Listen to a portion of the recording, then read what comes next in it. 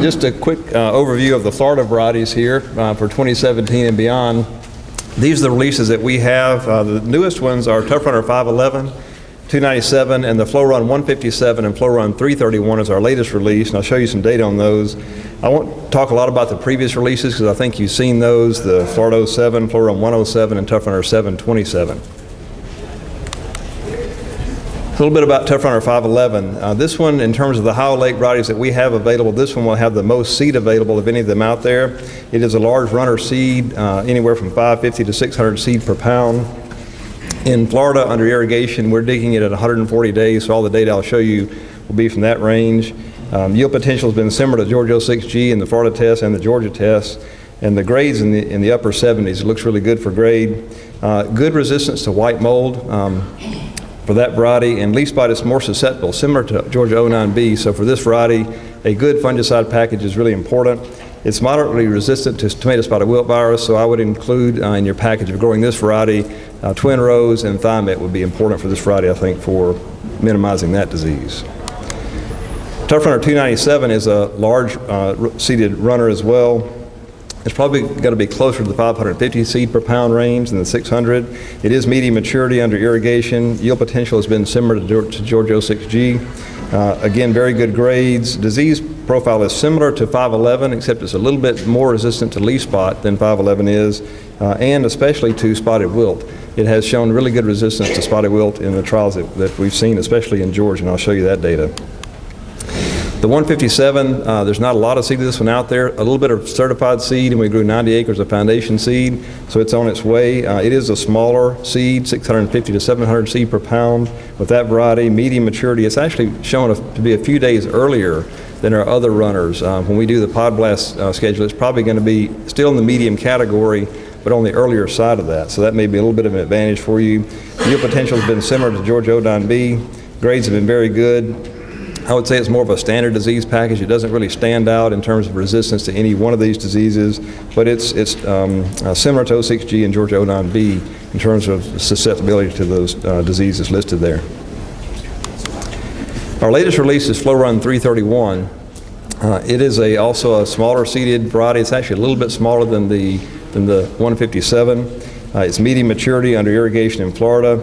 Its yield potential has been similar to 12Y, which has been a high yielding variety for us. Grades are also very good. It has excellent resistance and tolerance to white mold and leaf spot, and moderately resistant to spotted wilt. So just to show you a little bit of data from Florida here, you can see that the highest yielding variety over the past 3 years in our test has been the Flow Run 331. As you can see over here on the left-hand side. Followed by 297, 12Y, 06G, and then 511. And the grades here look good as well. Very good grades among this group. 12Y is a little bit lower than the others, but in general, good grades among all these varieties. If you look at the Georgia data, this is from the variety test in Georgia over a 2-year period, and there are 3 locations: in irrigated, non-irrigated, the 13M, 511, 06G, 297, 16HO, and 09B were all in the same yield group. In terms of their yield potential. So I'll just stop and say, for a while we were concerned about the Howell Lakes having a bit of a yield drag. If you look at the data we have now from our data, Georgia's data, there is no yield drag with these Howell Lake varieties. You see that all the ones with 2 asterisks are Howell Lake, and that makes up, out of the top group there, all but Georgia 06G are Howell Lake. And you'll see that same thing in the Mississippi State trials, where the 297 and 511 did very well, followed closely by 12Y and 06G. And then we'll look quickly at disease resistance. One of the things that we do as a community is put together what we call the peanut RX.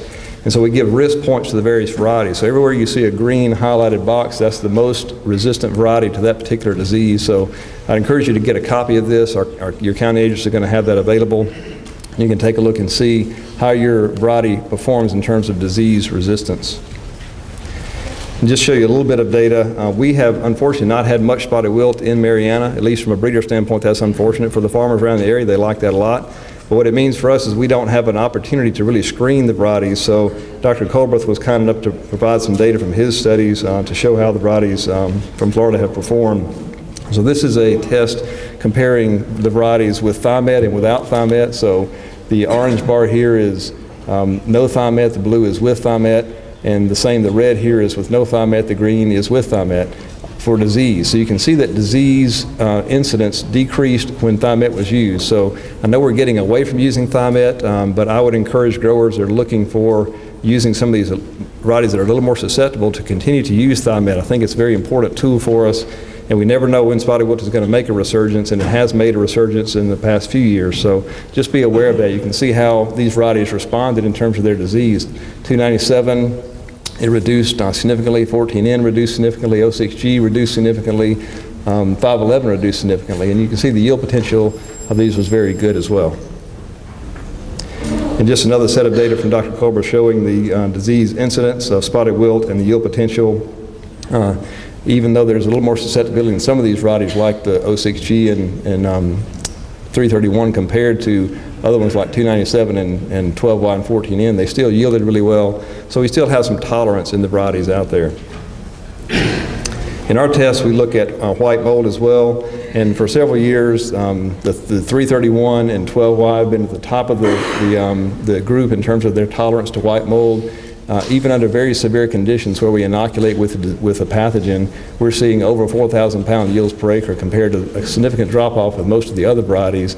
That peanut RX value of 10 in that category is very good and shows the resilience of those varieties in the face of that disease. You can see that 511, 297, and some others are also a little more resistant in that category based on our peanut RX data. And the same with our Leafspot data. You see that 12Y and 331 perform really well. Both, I think, will have peanut RX values of 15 in that category. Not much drop off, and we spray them 8 times, 4 times, or none at all. So other varieties are more susceptible here. Down this end, even more susceptible. But you do see that they respond very well to fungicide application. So as Dr. Branch said, these varieties on this end of the scale that are more susceptible certainly need a full season fungicide spray to realize their full potential. And with that, I'll close and invite you to our field day on August 17th this year. Thank you for your time.